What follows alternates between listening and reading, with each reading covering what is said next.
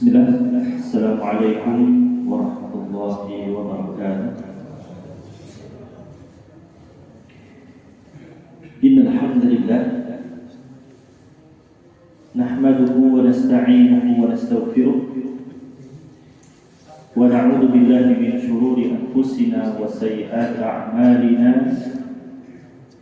May yahdihillahu fala mudilla lahu wa may yudlil fala hadiya lahu. أشهد أن لا إله إلا الله وحده لا شريك له وأشهد أن محمدا عبده ورسوله لا نبي ورسول بعده. اللهم صل وسلم على نبينا محمد وعلى آله وصحبه أجمعين. اللهم علمنا ما ينفعنا وانفعنا بما علمتنا وزدنا علما. اللهم فقهنا في الدين وعلمنا تأويل. اللهم آت نفوسنا تقواها وزكها أنت خير من زكاها أنت وليها ومولاها. اللهم إنا نعوذ بك من علم لا ينفع ومن قلب لا يخشع ومن نفس لا تشبع ومن دعوة لا يستجاب لها. Bapak-bapak, ibu-ibu, saudara-saudari yang semoga senantiasa dirahmati oleh Allah Subhanahu wa taala. Alhamdulillah, kita bersyukur kepada Allah Subhanahu wa taala atas segala limpahan nikmat yang Allah Subhanahu wa taala berikan kepada kita. Di antara nikmat Allah Subhanahu wa taala yang perlu kita syukuri adalah nikmat kesehatan, nikmat waktu luang yang Allah Subhanahu wa taala berikan kepada kita semua. Kita bisa lihat pada detik ini, pada saat ini, betapa besarnya nikmat yang Allah berikan kepada kita, yakni nikmat kesehatan dan nikmat waktu luang. Ada sebagian daripada saudara kita yang Allah Subhanahu wa taala tidak berikan nikmat kesehatan. Dia hanya bisa berbaring di atas kasurnya, merasakan rasa sakit yang menimpa pada dirinya. Kita lihat sebagian daripada orang, sebagian daripada saudara kita, ada yang disibukkan dengan kegiatan-kegiatan. Setelah selesai dari satu kegiatan, ada lagi kegiatan yang lain. Dan terus ada kegiatan dan terus ada kegiatan. Dan kita, Allah masih berikan kepada kita kesehatan dan waktu luang. Yang dengan dua nikmat ini kita bisa beribadah kepada Allah Subhanahu wa taala. Dan betapa nikmatnya ibadah yang kita lakukan disertai dengan dua nikmat ini.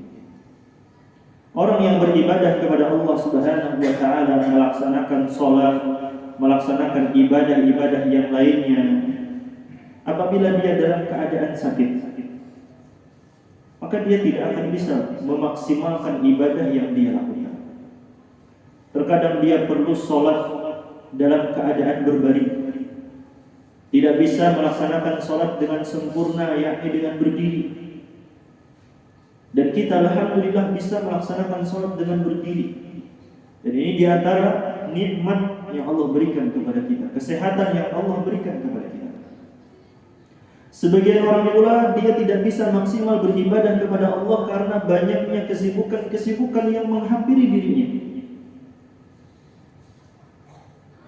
Setelah dia melaksanakan sholat, dia tidak bisa merasakan ketenangan berzikir kepada Allah Subhanahu wa taala. Dia segera keluar dari masjid untuk melaksanakan kegiatan-kegiatan yang telah dia rencanakan. Setelah dia melakukan ketaatan-ketaatan, dia tidak bisa menikmati ketaatan tersebut disebabkan karena banyaknya kesibukan. Sehingga dia tidak bisa maksimal di dalam beribadah kepada Allah Subhanahu wa taala. banyaklah kita memuji Allah Subhanahu wa taala. Senantiasa kita membasahi lisan-lisan kita dengan ucapan alhamdulillah, pujian kepada Allah Subhanahu wa taala yang telah memberikan kepada kita nikmat-nikmatnya. Senantiasa kita mengakui di dalam hati kita bahwa Allah Subhanahu wa taala yang senantiasa memberikan nikmat kepada kita. Dan hendaknya nikmat-nikmat yang Allah berikan kepada kita gunakan untuk ketaatan kepada Allah Subhanahu wa taala. Kita gunakan untuk meraih ridho Allah Subhanahu wa taala. Jangan sampai kenikmatan-kenikmatan yang Allah berikan kepada kita justru kita gunakan untuk mendatangkan murka Allah Subhanahu wa taala, untuk bermaksiat kepada Allah Subhanahu wa taala. Dan ingat bahwa nikmat-nikmat yang kita dapatkan itu pasti akan diminta pertanggungjawaban oleh Allah Subhanahu wa taala. Allah akan tanyakan nikmat-nikmat ini. Makanya tadi ketika kita sholat, kita bacakan di rakaat yang kedua surah At-Takatsur, yang mana di ayat terakhir dari surah At-Takatsur itu Allah mengatakan bahwa Allah benar-benar akan menanyakan tentang nikmat yang telah Allah berikan kepada kita. Sekecil apapun nikmat itu, sekecil apapun nikmat yang sampai kepada kita, itu pasti akan ditanya oleh Allah Subhanahu wa taala. Digunakan untuk apa? Apakah dia gunakan untuk ketaatan atau dia gunakan untuk kemaksiatan kepada Allah? Wal'iyadzubillah. Kemudian salawat serta salam senantiasa tercurah kepada baginda Nabi besar Muhammad SAW, dan semoga salawat serta salam pula senantiasa tercurah kepada keluarga beliau, para sahabat beliau, dan orang-orang yang setia mengikuti petunjuk beliau SAW hingga hari kiamat. Jamaah bapak-bapak, ibu-ibu, saudara-saudari yang dirahmati oleh Allah Subhanahu wa taala. Allah Subhanahu wa taala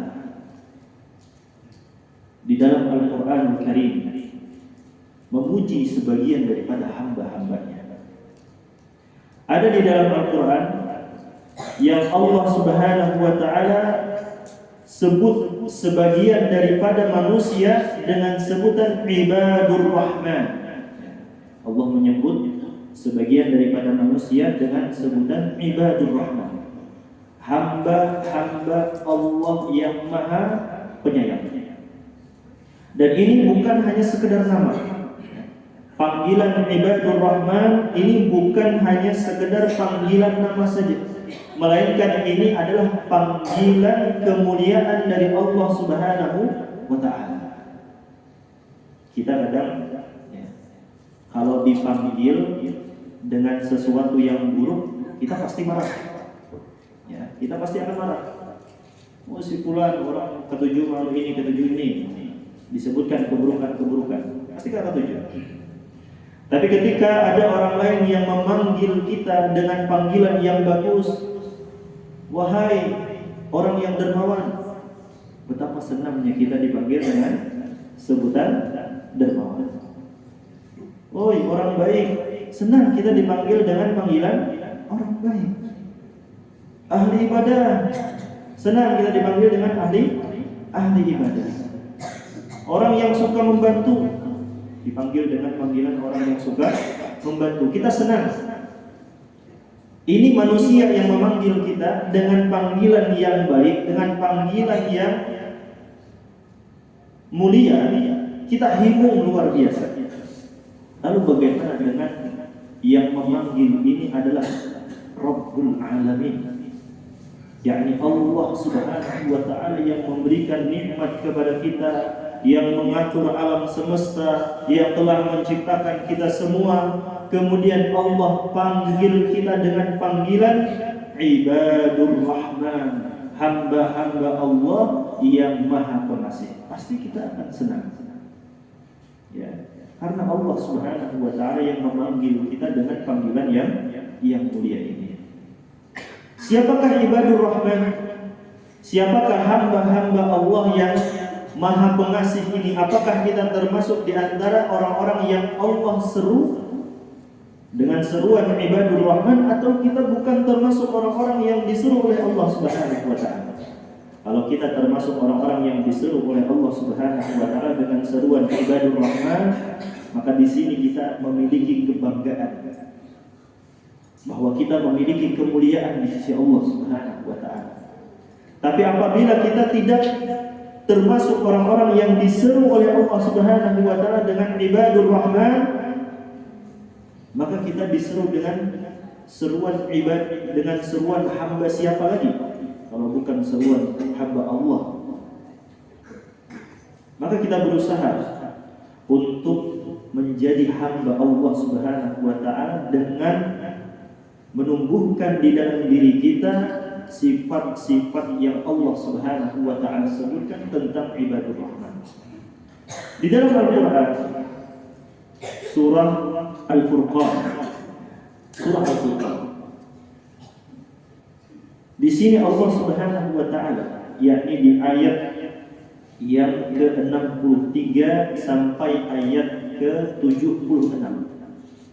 Kalau kita buka Al-Qur'an, kita lihat di sana Allah Subhanahu wa taala menyeru ibadur rahman, hamba-hamba Allah yang Maha Penyayang, dan Allah sebutkan sifat-sifatnya kenapa Allah Subhanahu wa taala menyeru mereka dengan ibadur rahman. Sehingga kita semua termasuk di antara hamba-hambanya yang diseru di sini. Yang pertama, Allah Subhanahu wa taala menyebutkan wa ibadur rahman alladzina yamshuna 'alal ardi hauna. Ini sifat yang pertama. Ada banyak sifat yang disebutkan oleh Allah Subhanahu wa taala. Ada 9 sifat yang telah ulun baca yang terdapat di dalam surah Al-Furqan ayat 63 sampai ayat 76. Yang mungkin pada malam kali ini kita akan bahas sebagian daripada sifat-sifatnya saja.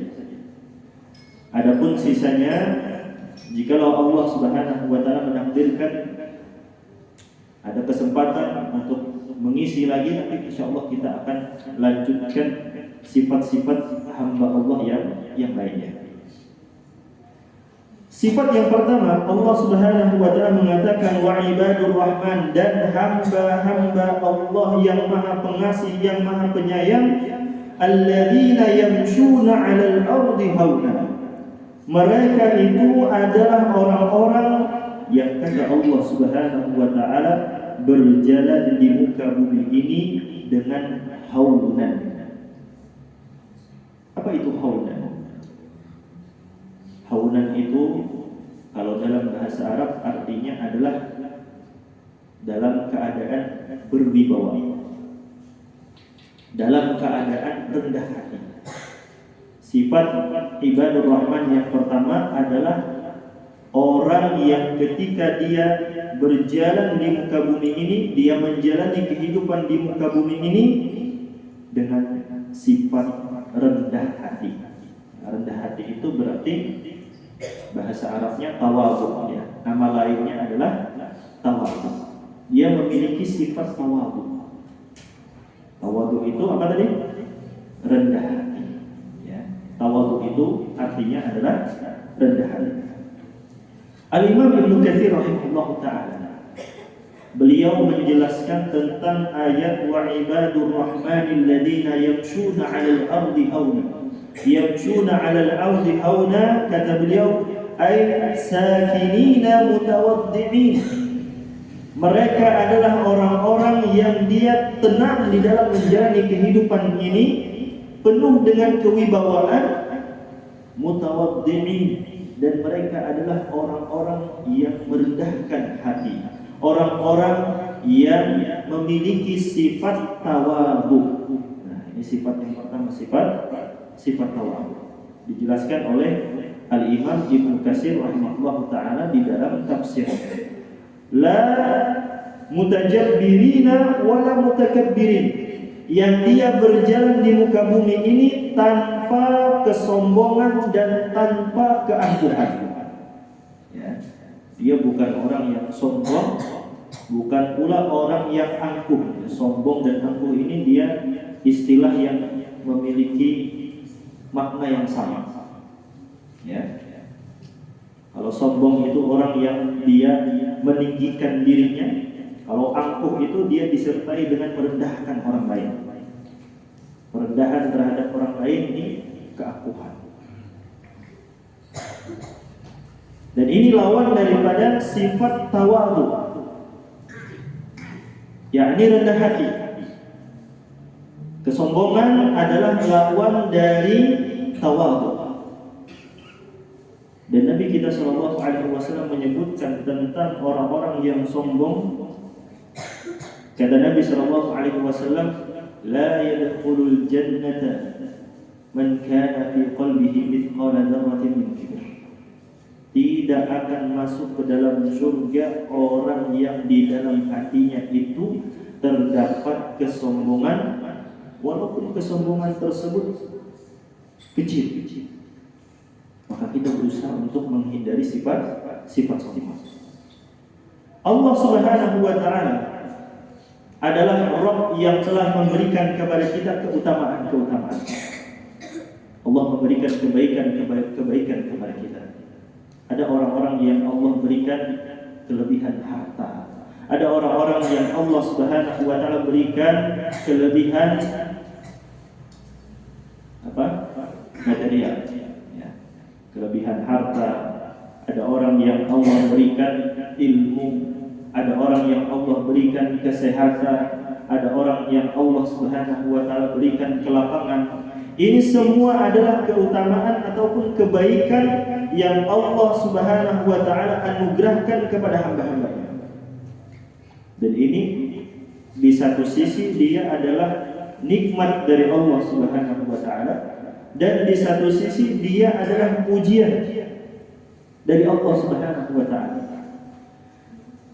Kelebihan atau keutamaan yang Allah Subhanahu wa taala berikan kepada kita, baik itu dari harta, baik itu ilmu dan lain sebagainya, ini akan menjadi nikmat ketika kita memperoleh anugerah tersebut sedangkan kita bisa bersifat tawadhu.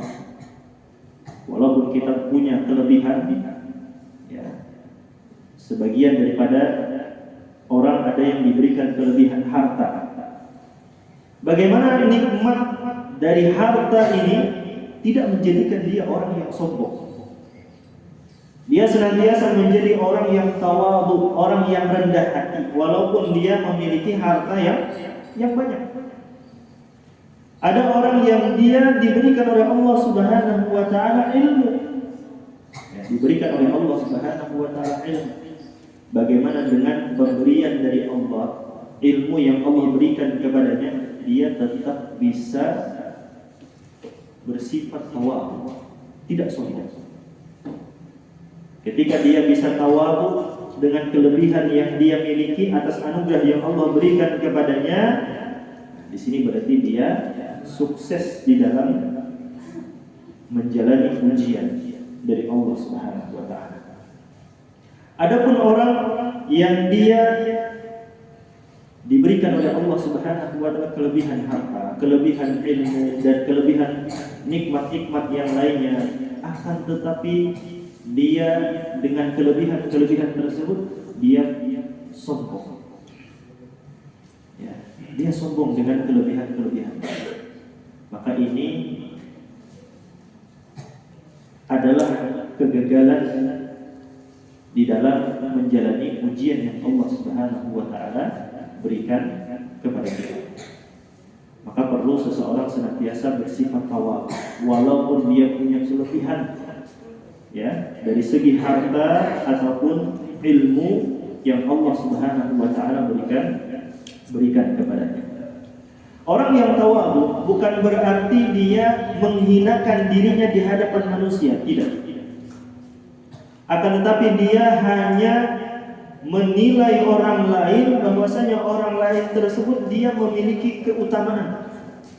Ini sifat tawadhu. Sifat tawadhu itu ketika dia memandang orang lain itu memiliki kemuliaan. Sehingga dengan memandang demikian dia akan menghormati saudaranya. Ya, dia akan menghormati saudaranya. Dia akan respect kepada saudaranya. Karena sifat Allah. Adapun kesombongan ketika ada di dalam diri seseorang, dia akan sulit sekali menghargai orang lain. Makanya Nabi SAW menyebutkan tentang kesombongan. Kata Nabi SAW, al-kibru batarul haq wa ghamtun nas. Kesombongan itu adalah dia menolak kebenaran setelah kebenaran tersebut sampai kepada dirinya, kemudian dia tolak. Kata hendak dia terima.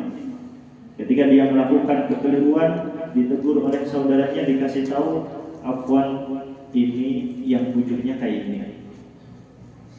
Maaf kepala, yang bujur ini sebujurnya seperti ini. Maaf Bula, yang dia lakukan ini keliru. Apabila dia menolak nasihat tersebut, menolak kebenaran tersebut, ya, maka ini kata Nabi SAW, kesombongan. Wa ghamtun nas, dan merendahkan manusia. Jadi kesombongan itu adalah tidak mau menerima kebenaran setelah kebenaran tersebut jelas pada diri kita, dan merendahkan orang lain. Menilai orang lain lebih hina daripada hina. Dia memandang orang lain hina daripada dirinya, rendah daripada dirinya. Ini namanya sifat sombong. Dan sifat sombong ini, jemaah yang dirahmati oleh Allah Subhanahu wa taala, orang yang memiliki sifat sombong tidak lain akhir daripada kehidupannya adalah kebinasaan. Kita bisa lihat di dalam Al-Qur'an, di dalam hadis-hadis Nabi SAW, Allah Subhanahu wa taala menceritakan dalam Al-Qur'an, Nabi yang menceritakan di dalam hadisnya tentang orang-orang yang sombong, bahwa akhir daripada hidup mereka adalah kehinaan, dibinasakan oleh Allah Subhanahu wa taala. Kita semua tahu bagaimana kuatnya kaum Samud, ya. Kaum Samud yang mereka itu gunung batu, hawa dipahat jadi rumah, saking hebatnya. Ya. Kaum Ad, Samud yang mereka kuat badannya, gunung-gunung yang keras, gunung-gunung batu itu mereka jadikan rumah tempat tinggal. Dan mereka menyombongkan atas karunia tersebut. Apa yang terjadi pada mereka? Allah binasakan. Ya, Allah binasakan. Fir'aun yang dia mengatakan kepada kaumnya, ana rabbukumul a'la, aku adalah Rabb kalian yang paling tinggi. Dia sombong dengan kedudukannya. Dia lupa bahwasanya dia itu adalah hamba. Dia itu adalah manusia. Karena tingginya kedudukan dia, ini yang menjadikan dia sombong sehingga dia mengatakan, aku ini adalah Tuhan kalian yang tinggi. Apa yang terjadi pada Fir'aun? Allah tenggelamkan, ya, Allah binasakan dia disebabkan kesombongan dia. Jadi orang yang memiliki sifat sombong, ya, di dalam Al-Quran ataupun di dalam hadis Nabi SAW, mereka itu diceritakan akhir hidupnya itu adalah kebinasaan, dibinasakan oleh Allah Subhanahu wa taala. Maka jangan sampai kita, ya, memiliki sifat kesombongan di dalam hati kita sehingga kita sulit untuk menerima kebenaran, sehingga kita mudah untuk meremehkan orang lain, merendahkan orang lain. Jemaah yang dirahmati oleh Allah Subhanahu wa taala, orang yang tawadhu, orang yang merendahkan hatinya, yang dia lakukan ini karena Allah Subhanahu wa taala, Allah Subhanahu wa taala akan tinggikan derajatnya. Allah akan tinggikan derajatnya di dunia dan di akhirat. Kata Nabi SAW, ma tawadha'a ahadun lillah, tidaklah salah seorang di antara kalian tawadhu karena Allah Subhanahu wa taala bersikap rendah hati karena Allah Subhanahu wa taala, illa rafa'ahullah, melainkan Allah Subhanahu wa taala akan angkat derajatnya, baik itu di dunia maupun di akhirat. Allah akan muliakan dia. Jadi jangan sampai kita menyangka bahwa ketika kita tawadhu ini nanti bisa menjadikan kita rendah di hadapan manusia. Tidak. Orang yang tawadhu dia akan dihormati oleh orang lain. Ya, orang lain akan menghormati dia. Adapun orang yang sombong, ya, kita bisa lihat di dalam kehidupan kita orang-orang yang sombong, mereka akan dikucilkan, mereka akan dijauhi, mereka akan dicela oleh orang-orang disebabkan oleh kesombongannya. Adapun orang yang tawadhu, orang yang rendah hati, dia senantiasa dihormati oleh orang lain. Ini di antara bukti bahwa Allah Subhanahu wa taala mengangkat derajat seseorang yang senantiasa tawadhu, orang yang senantiasa rendah hati, ya, karena Allah Subhanahu wa taala. Nah, di sini perlu digarisbawahi, dia tawadhunya karena Allah, bukan tawadhunya karena selain Allah Subhanahu wa taala. Artinya ada orang yang dia rendah hati, ada orang yang dia tawadhu, yang tawadhunya tersebut bukan karena Allah. Misalnya karyawan, ya, ketika dia berjumpa dengan bosnya, dia mulai menunjukkan sifat tawadhunya. Yang tawadhunya itu bukan karena Allah Subhanahu wa taala. Dia tawadhu tujuannya kesan sekira pangkatnya, gajinya bisa dinaikkan, ya. Sekira bosnya ini senang melawaninya. Nah, ini tentu tawadhu yang keliru, ya. Tawadhu itu harus karena Allah Subhanahu wa taala. Orang yang tawadhu karena Allah, maka dia akan mendapatkan keutamaan. Adapun orang yang tawadhu bukan karena Allah Subhanahu wa taala, karena duniawi, ya, karena orang lain, karena ingin mendapatkan perhatian orang lain, perhatian manusia, maka dia tidak akan mendapatkan keutamaan yang disebutkan oleh Nabi sallallahu alaihi wasallam. Al-Imam Al-Hasan Al-Basri rahimahullah ta'ala, beliau menyebutkan tentang tawadhu di dalam kitab Hilya Al-Awliya. Kata beliau, at-tawadhu, tawadhu itu adalah an takhruja min baitika, engkau keluar dari rumahmu. Ya, tawadhu itu adalah engkau keluar dari rumahmu, fala talqa musliman, tidaklah engkau berjumpa seorang muslim, illa ra'aita lahu 'alaika fadlan, melainkan engkau melihat dia atau berjumpa dengan seorang muslim, kemudian dia memandang, dia melihat seorang muslim tersebut, dia memiliki keutamaan. Ya. Jadi ketika kita keluar rumah berjumpa dengan saudara kita, kemudian kita pandang saudara kita ini atau kita nilai saudara kita ini dari sisi kemuliaan yang dia miliki. Insya Allah si fulan ini dia insya Allah orangnya baik kan. Adapun saya ya bukan siapa-siapa sebenarnya. Nah, ini sifat tawadhu. Ya.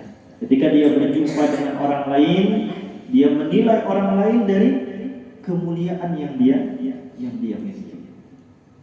Bahkan sebagian para ulama menyebutkan tawadhu itu adalah ketika engkau berjumpa dengan orang yang lebih tua daripada engkau, maka engkau akan memandangnya bahwasanya dia lebih mulia daripada diri kita. Kenapa? Karena dia beribadah kepada Allah lebih awal daripada kita.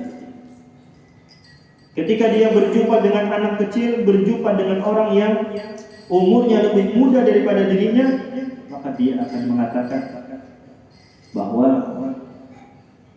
orang tersebut lebih mulia daripada dirinya. Kenapa? Karena dosanya lebih sedikit daripada dirinya. Dia terus memandang dengan keutamaan yang dimiliki oleh saudaranya. Nah, ini sifat ibadur rahman yang pertama. Ya, sifat ibadur rahman yang pertama adalah tawadhu. Alladzina yamshuna 'alal ardi hauna. Mereka adalah orang-orang yang menjalani kehidupan ini penuh dengan sifat tawadhu, penuh dengan sifat rendah hati, tanpa kesombongan dan tanpa keakuan. Kemudian Allah Subhanahu wa taala menyebutkan sifat yang kedua, wa idza khatabahumul jahiluna qalu salam. Apabila mereka berjumpa dengan orang-orang yang jahil, dengan orang-orang yang tidak berilmu, dengan orang-orang yang bodoh, qalu salam, maka mereka akan mengatakan ucapan yang selamat. Sifat yang kedua, ibadur rahman adalah orang-orang yang menjaga lisannya. Di dalam menjalani kehidupan ini, dia jaga lisannya, dia tidak berucap sesuatu melainkan sesuatu yang diridhoi oleh Allah Subhanahu wa taala. Dia tidak akan mengeluarkan ucapan dari mulutnya melainkan sesuatu yang diridhoi oleh Allah Subhanahu wa taala dan jauh dari murka Allah Subhanahu wa taala. Dia menjaga lisannya.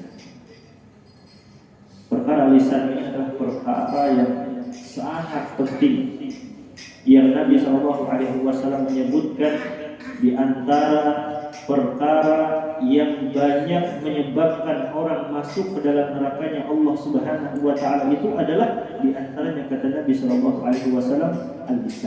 lisan. Maka perlu kita menjaga lisan kita.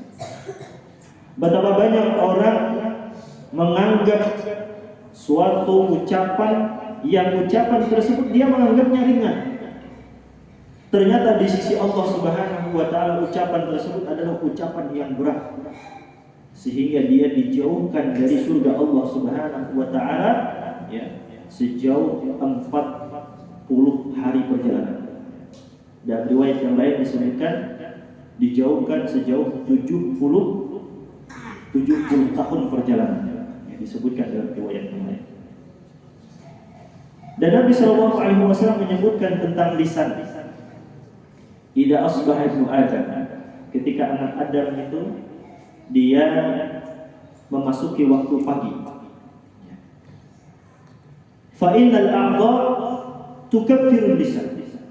Maka seluruh anggota badannya itu akan menyalahkan lisannya. Seluruh anggota badannya, matanya, telinganya, tangannya, kakinya akan menyalahkan lisannya. Sehingga anggota badannya akan mengatakan kepada lisan, ittaqillah fi fa inna nahnu fi. Bertakwalah engkau kepada Allah Subhanahu wa taala wahai lisan. Ini anggota badan berkata kepada lisan. Setiap di pagi hari itu anggota badan kita akan berkata kepada lisan kita, cuma kita pada mendengar. Ini disampaikan oleh Nabi SAW bahwa anggota badan kita ini akan menyalahkan lisan kita, sehingga mereka mengatakan, bertakwalah engkau wahai lisan, sesungguhnya kami bersama engkau. Ini istaqamta istaqamna. Apabila engkau bisa istiqamah wahai lisan, engkau bisa menjaga selalu berada di atas kebenaran, maka kami akan senantiasa istiqamah. Kami akan senantiasa bisa istiqamah berada di atas kebenaran. Ini anggota badan mengatakan kepada lisan. Kalau lisan bisa istiqamah, maka anggota badan yang lain bisa istiqamah. Wa ini wajadta wajadta. Kalau sekiranya engkau wahai lisan bengkok, yang dimaksud dengan bengkok di sini adalah menyimpang melakukan keburukan-keburukan, maka kami pun anggota badan yang lainnya juga akan tidak lurus, akan menyimpang juga, akan melakukan keburukan-keburukan pula. Maka penting bagi kita untuk menjaga lisan kita. Tidaklah sesuatu yang keluar dari lisan kita melainkan sesuatu yang diridhoi oleh Allah Subhanahu wa taala. Sesuatu yang sudah kita pikirkan, ya, konsekuensi daripada yang kita ucapkan. Apa yang kita ucapkan, sesuatu yang besar atau sesuatu yang kecil, semuanya akan masuk di dalam catatan amalan kita. Maka jangan sampai catatan-catatan amalan kita dipenuhi dengan ucapan-ucapan yang batil, ucapan-ucapan yang sia-sia, ucapan-ucapan yang bisa menghantarkan keburukan pada kita. Ya. Kata Allah Subhanahu wa taala, "Ma yalfidu min qawlin illa ladayhi raqibun atid."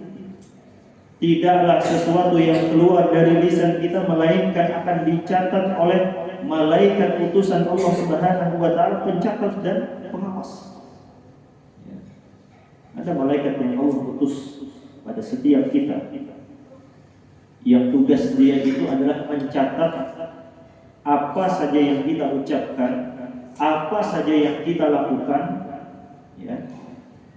Dan ada pula malaikat yang dia senantiasa mengawasi, terus mengawasi, yang Allah berikan tugas kepada mereka. Maka jangan sampai catatan amal kita dipenuhi dengan hal-hal yang buruk yang disebabkan oleh lisan kita. Dan Nabi SAW mengatakan, "Man kana yu'minu billahi wal yawmil akhir." Barang siapa yang beriman kepada Allah dan beriman kepada hari akhir, kata Nabi SAW, "Falyaqul khairan." Maka hendaknya dia berucap ucapan yang baik. Hendaknya dia berucap ucapan yang benar. Aw liyasmut. Atau kata Nabi SAW, apabila kita sulit untuk mengucapkan sesuatu, mengucapkan hal-hal yang benar, sulit kita untuk mengungkapkan, sulit untuk kita sampaikan, sulit untuk kita katakan, maka kata Nabi SAW, "Falyasmut." Maka hendaknya dia diam. Dan di dalam hadis yang lain disebutkan, "Man samata najah." Orang yang berdiam, orang yang menahan lisannya untuk tidak berbicara kecuali yang baik-baik, najah, maka dia akan beruntung. Ya, maka dia akan mendapatkan keberuntungan. Maka dia akan mendapatkan kesuksesan. Maka dia akan mendapatkan keselamatan dari siksa api neraka. Jemaah yang dirahmati Allah Subhanahu wa taala. Allah Subhanahu wa taala menyebutkan, "Wa idza khatabahumul jahiluna qalu salam." Apabila orang-orang jahil bermuamalah dengannya, maka dia akan berusaha menjaga lisannya dengan sebaik-baiknya. Bukan hanya sekedar lisan saja yang dia jaga, melainkan dia juga menjaga perilakunya, agar dia tidak melakukan perkara-perkara yang sia-sia, perkara-perkara yang bodoh juga. Nah, ini sifat yang kedua, ya, sifat ibadur rahman yang kedua. Yang pertama tadi adalah sifat tawadhu, dia tidak sombong, tidak angkuh. Kemudian yang kedua adalah dia menjaga lisannya, ya, dia menjaga lisannya dengan sebaik-baiknya. Mungkin ini yang dapat ulun sampaikan pada kesempatan kali ini. Mudah-mudahan apa yang telah kita dapatkan bermanfaat untuk diri kita, ya, khususnya untuk diri ulun pribadi. Berusahalah kita untuk memperbaiki diri kita menjadi hamba-hamba Allah, ya, hamba-hamba Allah, hamba-hamba pilihan, hamba-hamba yang mulia, dengan melaksanakan atau menerapkan sifat-sifat yang Allah Subhanahu wa taala sebutkan di dalam surah Al-Furqan tadi. Wallahu taala a'lam. Wa sallallahu ala nabiyina Muhammadin wa ala alihi wa sahbihi ajma'in. Subhanakallahumma wa bihamdika asyhadu an la ilaha illa anta astaghfiruka wa atubu ilaik. Assalamualaikum warahmatullahi wabarakatuh.